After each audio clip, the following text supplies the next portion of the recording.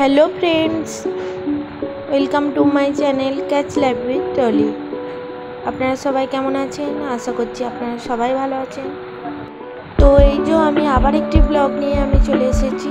সকালবেলায় আমি ঘুম থেকে উঠে বিছানাপত্র সব ঝেড়ে নিয়েছি, আর সোফার কভারগুলো কাঁচা হয়েছিল, আমি ওগুলো বিছিয়ে দিলাম, আর কুশন কভারগুলো আমি পরিয়ে দিলাম। তো এইভাবেই সকাল থেকে আমাদের একটার পর একটা কাজ থেকেই থাকে। ঘুম থেকে উঠেই আমাদের শুরু হয়ে যায় কাজ। সকালবেলায় ঘুম থেকে উঠে বাইরে এই যে কি সুন্দর ঠান্ডা ঠান্ডা হাওয়া দিচ্ছে, আর গাছের ফুলগুলো দেখতে খুবই সুন্দর লাগছে।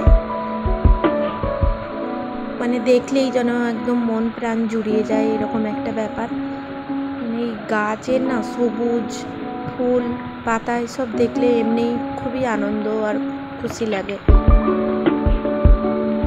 মানে আলাদাই একটা সকারাত্মক প্রভাব আমাদের শরীরের মধ্যে পড়ে, সেটা খুবই ভালো। তো এই যে আমার স্নান করা কমপ্লিট হয়ে গেছে, আমি এবার ফুল তুলে নেব গাছে, তারপরে আমরা পুজো করে নেব।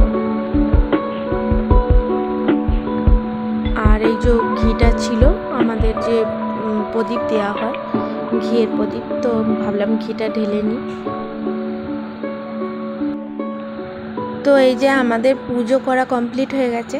আমি আর আজকে পুজো করাটা দেখাচ্ছি না, তো আমি ভাবলাম আজকে ড্রয়ারগুলোতে কি আছে একটু শেয়ার করি। এই যে এখানে ভগবানের বিছানা, বালিশ, তারপরে জামা কাপড়, সব কিছু মানে হালকা যেগুলো ডেলি ইউজ হয় সেই জামা কাপড়গুলো, আর ভেতরে চুন্নি টুন্নি আরও অনেক কিছু রয়েছে। আর এই সাইডটায় আছে আমাদের পাঠ করার ভগবানের সব বই, মানে যেমন ভগবদ্গীতা আছে, লক্ষ্মী পাঁচালী আছে, তারপরে অনেক আরও ছোটো ছোটো বই রয়েছে, পাঁজি রয়েছে। তো কোনো দিন শেয়ার করব, কিছু কিছু জিনিস রয়েছে। আর এই দিকে ড্রয়ারটায় আছে ঘি, চামেলির তেল, ধুনো, কর্পূর, ধূপ, মানে ঠাকুরের যাবতীয় যেগুলো পুজোতে লাগে সব কিছু স্টোর করা আছে ভেতরে, সমস্ত কিছু আছে।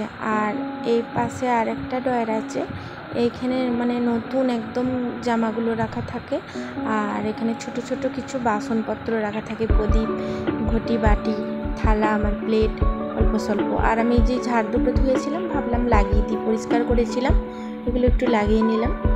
আর এই যে আমাদের ব্রেকফাস্টও রেডি হয়ে গেছে, আমরা করে নিয়েছি রুটি আর আজকে আলু ভাজা। তো পূজা সেরে ব্রেকফাস্ট সেরে আমরা চলে এলাম একবারে কিচেনে। এবার কিচেনে কিছু কাজ আছে, আমরা সব করে নেব। এই যে মশলার ডাব্বাটা একটু নোংরা হয়েছিল, তো ভাবলাম এটাকে পরিষ্কার করে ধুয়ে নিই, ধুয়ে আবার নতুন করে মশলাগুলো ভরে নেব। তো আমরা একে একে এটাকে ধুয়ে ভালো করে শুকিয়ে নিয়ে আমরা একে একে সব মশলাগুলো এর মধ্যে ভরে নিচ্ছি।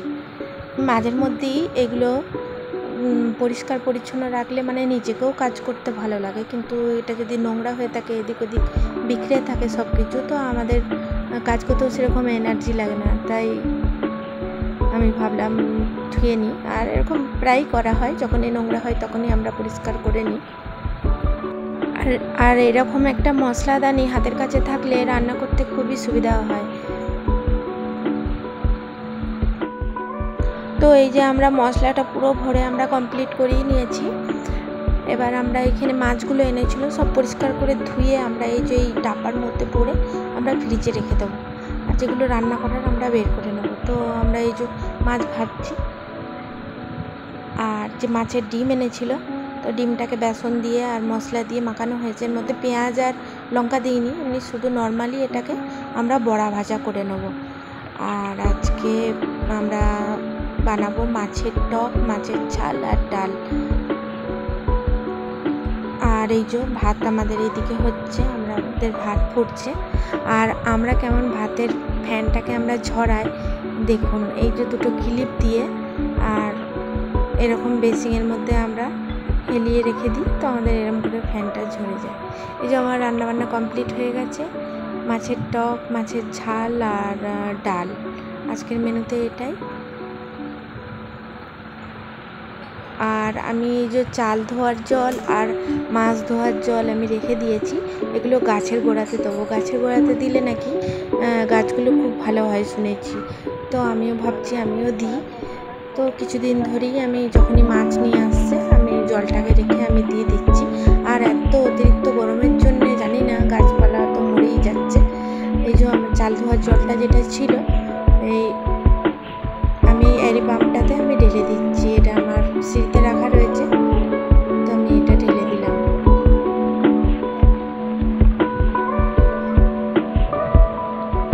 তো আমার ভিডিওটি আশা করছি আপনাদের খুব ভালো লেগেছে, আর এতক্ষণ আমার সাথে থাকার জন্য আপনাদের অসংখ্য ধন্যবাদ। আর লাইক, কমেন্ট, সাবস্ক্রাইব করে আমার পাশে থাকবেন, যাতে আমি আরও ভিডিও বানাতে উৎসাহিত হই। তো আজকের মতো সকলকে জানাই টাটা।